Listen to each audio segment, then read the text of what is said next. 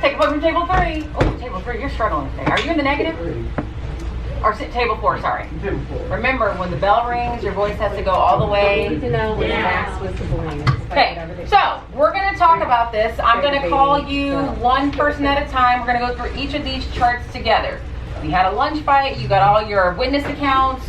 You're trying to decide who's really at fault. So the first one, it says the town context. So you were just thinking about the city, the town that this school is in, what was going on. So what was happening in the town that may explain the lunchroom fight? Okay, look. In the town, there is a new boss in the town main business. And people are losing their job because of Justin's dad. Yes.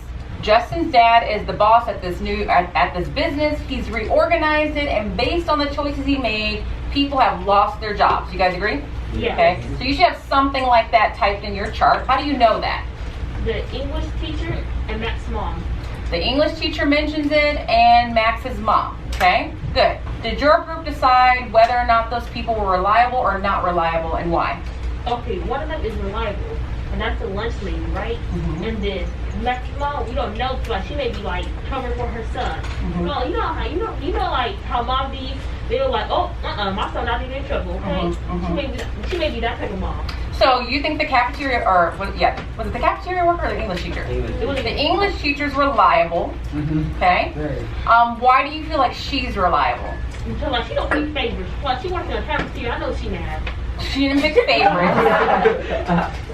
We're talking about the English teacher, right? Yes. Why is she reliable? Because she's plus she's a trusted adult, and 2, that she's going through the same thing. And she's afraid that she may get fired.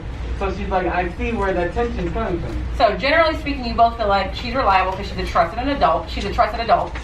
And mom is unreliable because she's biased. Yeah. It's her son. Even, sometimes even your parent may know you've done something wrong, but they don't want to admit it, or they're trying to prevent you from getting consequences. So the mom is not totally reliable, and the way that she speaks about her son is very biased. What is something she says that is biased? What did she say that you're like, oh, that's a lot of bias right there? Say that he is a sweet boy where he teased Justin. Yeah, he's a sweet boy. He said Max would never start a fight. He would never start a fight. Not my little Maxie Poo. What else? She said, she was like, he's a mentor to little boys. He's mentoring little kids. The dad also mentioned, like, with the whole church with mentoring, he was like, he participates in church. He's going to nice church. everyone, like, Yeah, so they're very biased.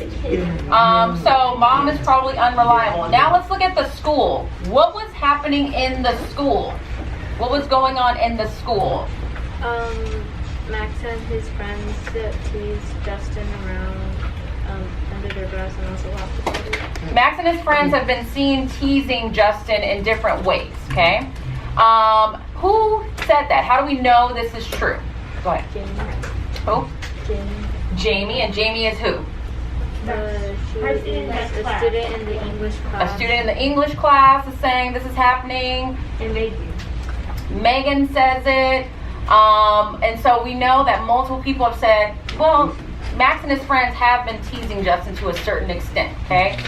Is Jamie and, who was the other person? What was the name? Are they reliable? Yeah, I feel like Jamie's not biased. Okay, some of us say Jamie's reliable. Why is Jamie reliable?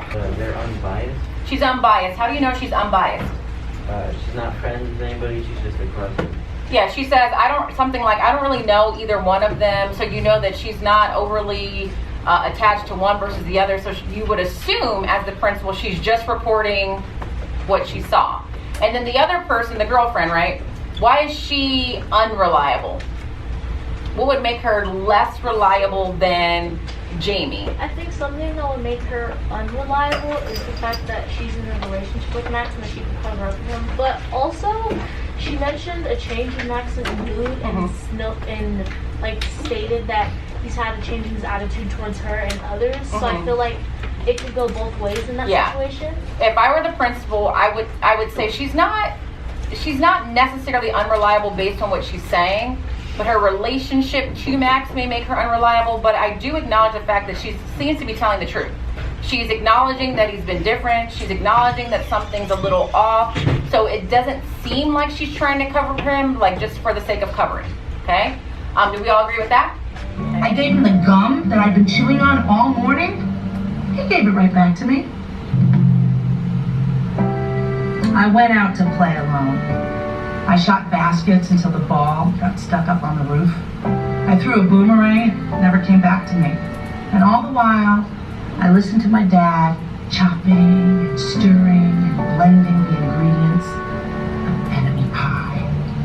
This could be a great summer apple. It is 5:30. I'm getting ready to go home as soon as I finish talking to you guys. I had a staff meeting after school that was not a staff meeting, a leadership meeting after school with grade level chairs, and I'm just included in those because I'm in charge of the whole house system. That wasn't very long. Then I came back, I had to have a conversation separately with my principal and assistant principal about some other things going on.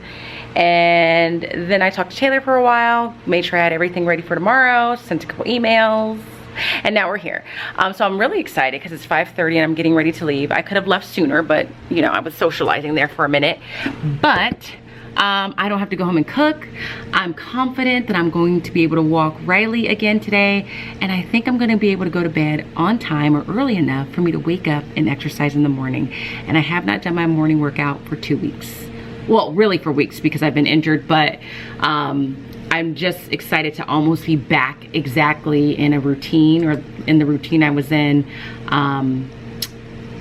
before I hurt myself last school year.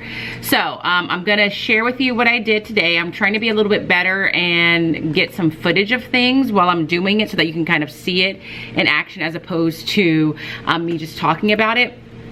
So my first class of the morning is my leadership class.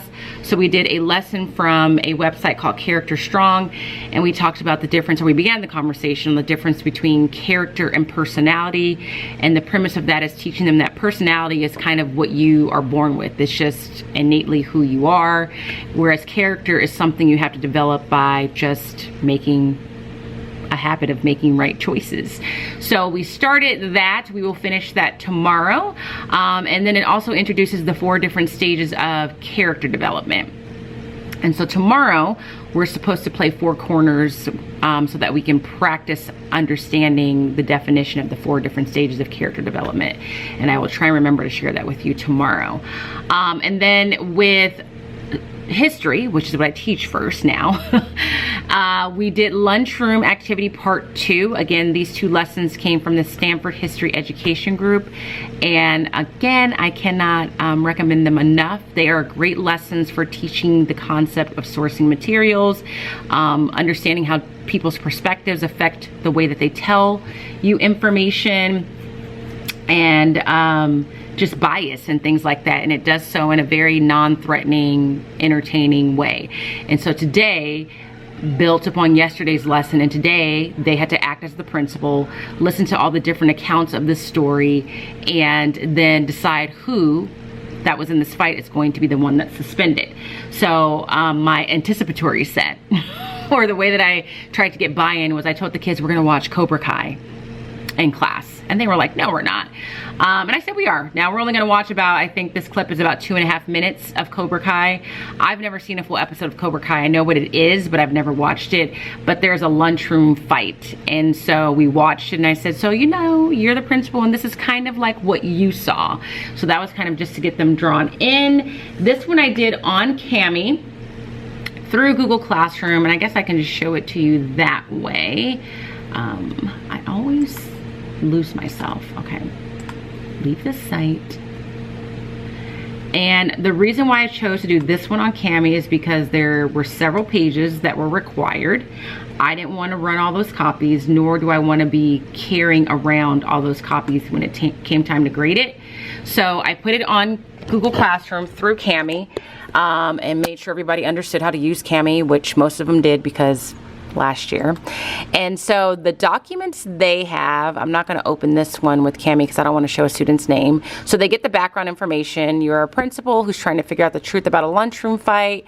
The fight was between Justin and Max. Justin is a new student. He is shy, quiet, and does not have many friends. He moved to town last month because his father was hired to take over the town's main business. Justin's father fired many people, including Max's parents, when he reorganized the business. Max is a popular student who is known for his friendliness and good humor.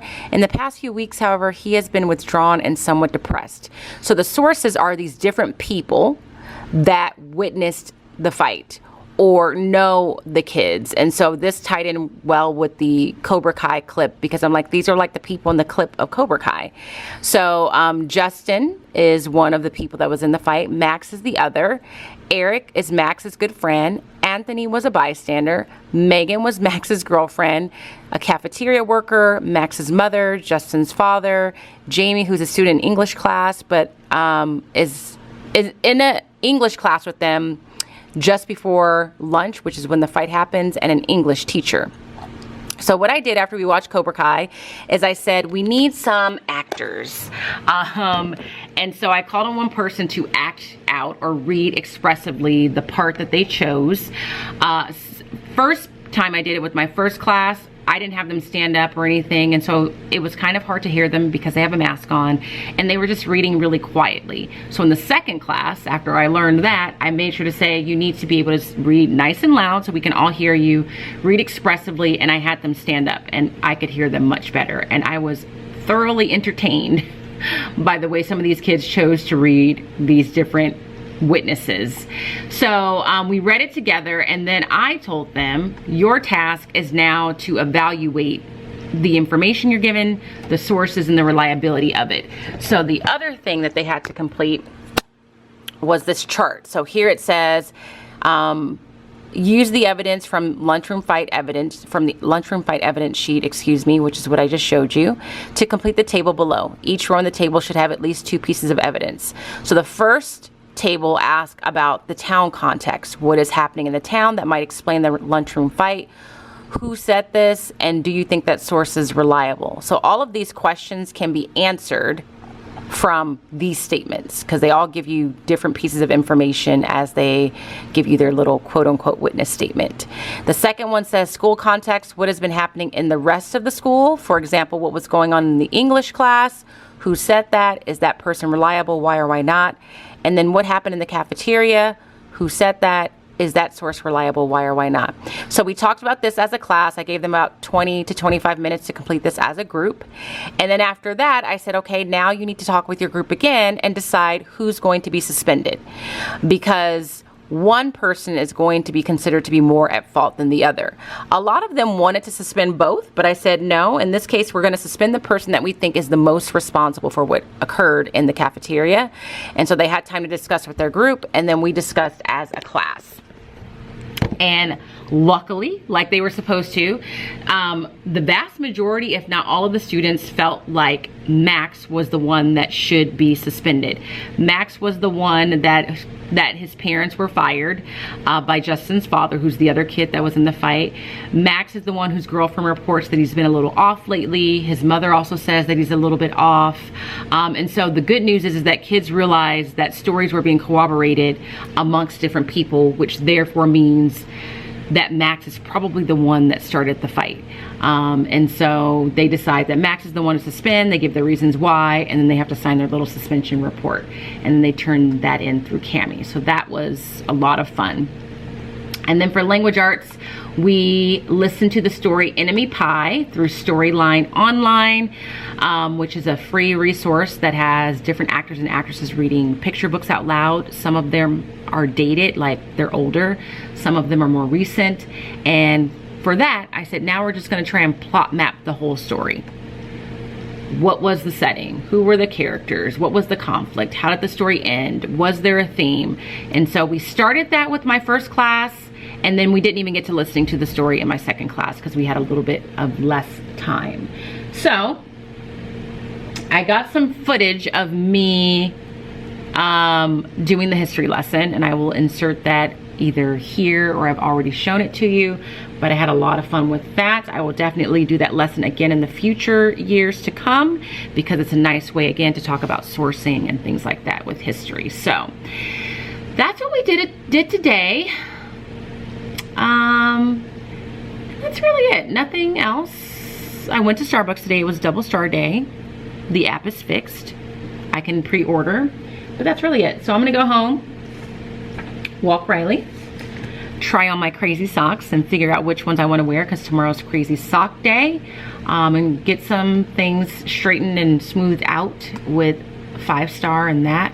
But I'm gonna do all that from the comfort of my couch. So that is it for today. If you enjoyed today's vlog, please give it a thumbs up. If you are not subscribed, make sure you subscribe. And if you are not following me on Instagram, be sure to head over there and follow me at Smarty Style. And as always, I hope that you guys are well. If you're not well, please be well. And I will see you guys tomorrow for Friday. Bye.